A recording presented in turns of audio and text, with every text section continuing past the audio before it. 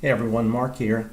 Today I'd like to show you how to do zoom in Camtasia 2019. So here I am, I'm in Camtasia 2019. I have a tarpon video.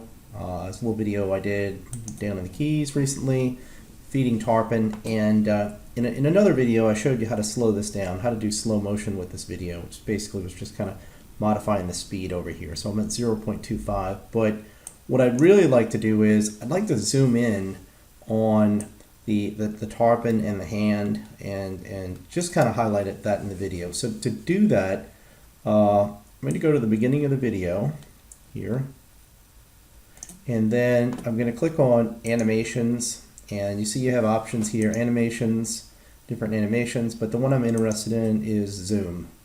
So I can go ahead and I can change the zoom on this particular video just by dragging the corners or the sides of the video. And let's see how close we can get in to the tarpon. I don't want to cut the tarpon off. Okay, so let's give that a shot. And you can see here, as you're zooming, you can see with the video what the video is doing. So let's go ahead and play that.